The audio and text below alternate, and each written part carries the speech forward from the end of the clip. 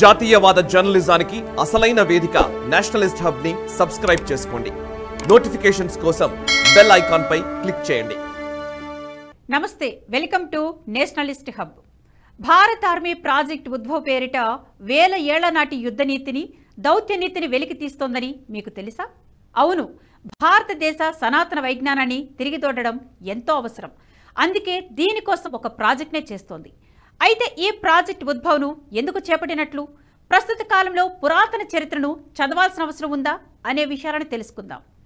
Those who cannot remember the past are condemned to repeat it అంటారు Spanish American philosopher George సంతైన.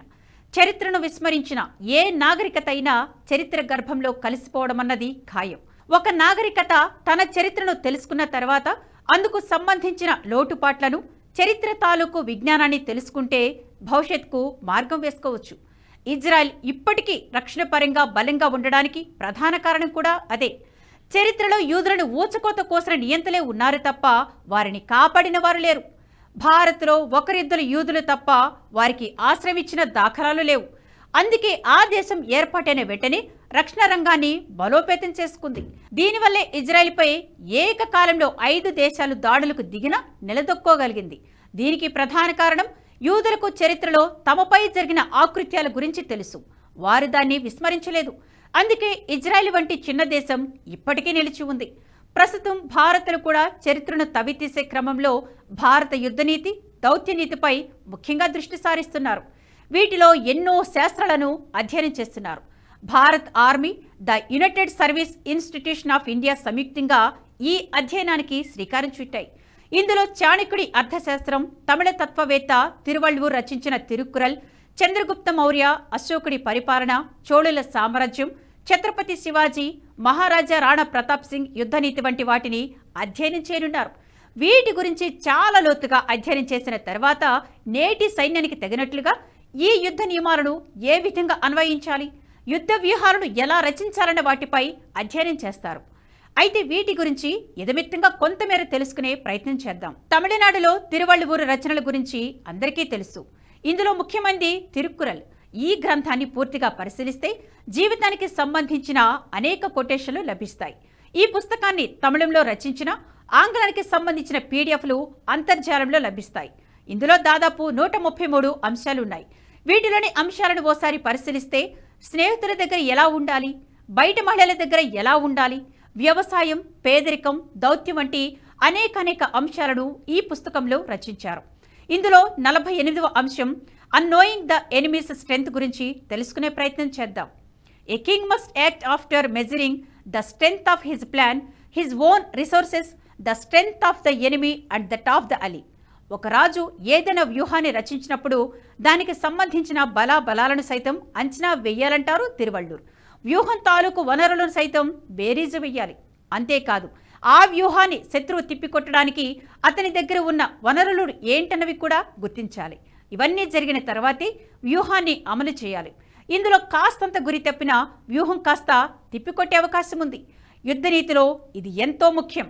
ఇటువంటి వాటికి సంబంధించిన ఎన్నో నియమాలు తిరువళ్ళూర్ రచించిన తిరుక్కురల్ గ్రంథంలో లభిస్తాయి. భారతదేశ సనాతన ధర్మంలో ఎంతో మంది రాజులు పరిపాలించారు. వీరిలో చంద్రగుప్త మౌర్య, అశోకుడు, చోళులు సైతం ఉన్నారు. భారతదేశాన్ని ఏకబిగిన ఓటమన్నదే లేకుండా అహోం రాజులు 600 ఏళ్లు పరిపాలించారు. సామాన్య శకం 1228 నుంచి 1826 వరకు అహోం రాజులు పరిపాలించారు. ఈ కాలంలో విదేశీ దురాక్రమణదారులు దేశంలో చాలా ప్రాంతాలను ఒక్కొక్కటిగా ఆక్రమించుకుంటున్నా అహోం రాజుల ప్రాంతాలను మాత్రం ఆక్రమించుకోలేకపోయారు. మొఘలులు వీరి రాజ్యాలపై ఎన్నోసార్లు దండెత్తడానికి ప్రయత్నాలు చేశారు. కానీ అహోం రాజుల యుద్ధనీతికి మొఘలులు తలవంచాల్సి వచ్చింది. 1671లో లచిత్ బోర్ఫుఖాన్ నేతృత్వంలోని సరైఘాట్ నావికా యుద్ధాన్ని పరిశీలిస్తే అహోం రాజుల యుద్ధనీతి ఎంత గంభీరమైందో అర్థమవుతుంది. ఈ యుద్ధంలో శత్రువుపై సైకలాజికల్ వార్ఫేర్ను ఉపయోగించారు. మొఘల్ సైనికుల వ్యూహాలను ఎక్కడికక్కడ భగ్నం చేయడం, మొఘళ్ల వ్యూహాత్మక బలహీనతను ఉపయోగించుకోవడానికి దౌత్యం నిర్వహించడం వంటివి ఎన్నో చేశారు. తమ యుద్ధనీతితో అహోం రాజులు మొఘల్ దురాక్రమణదారులను సరైఘాట్ యుద్ధంలో చిత్తుచిత్తుగా ఓడించారు. వీరి యుద్ధనీతి పటిష్టత వల్లే దాదాపు 6 శతాబ్దాలు 44 మంది రాజవంశీకులు ఓటమి లేకుండా పాలించగలిగారు. ఇక శివాజీ, మహారాణా ప్రతాప్లు కూడా భారత్కు యుద్ధనీతిని నేర్పారు. శివాజీ మహారాజు నుంచి గెరిల్లా యుద్ధనీతి ప్రసిద్ధి చెందింది.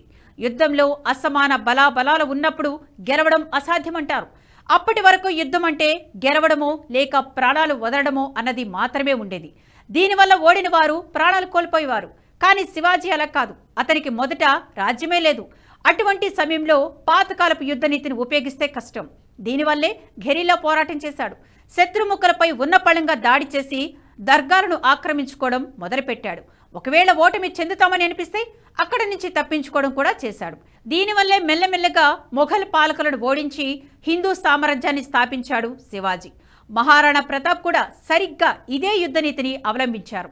భారత చరిత్రను పరిశీలిస్తే సమాచార సమాహారంగానే కనిపిస్తుంది. వెలికి తీయాలే గాని మన చరిత్రలో ఎంతో విజ్ఞానం లభిస్తుంది. వేదాల నుంచి ఉపనిషత్తుల దాకా ఇప్పటి కాలానికి సరిపోయే ఎన్నో విధానాలు లభిస్తాయి. కానీ మన దేశ దురదృష్టం ఈ ప్రక్రియ ఇప్పటి వరకు జరగలేదు. కనీసం దీని గురించి ఆలోచించిన వారు లేరు. దేశానికి 1947లో స్వాతంత్రం వచ్చింది. ఆ తర్వాత పూర్తి ప్రజాస్వామ్య ప్రభుత్వం భారత్లో ఏర్పడింది. కానీ దేశానికి ప్రధానిగా ఉన్న నెహ్రూ ఈ విషయం గురించి ఆలోచించలేదు సరికదా, వీటిని వ్యతిరేకిస్తూనే వచ్చారు. నెహ్రూ దృష్టిలో భారత్ అంటే పాములు ఆడించుకునే ఒక దేశం అంతే.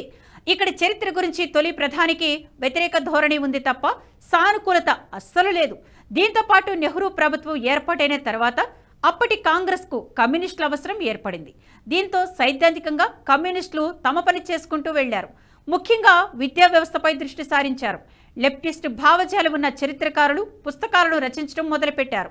దీంతో భారత రాజులు, భారతదేశ చరిత్ర గురించిన పుస్తకాలు కాకుండా భారత్పై దండయాత్ర చేసిన రాజుల గురించి చెప్పడం మొదలుపెట్టారు.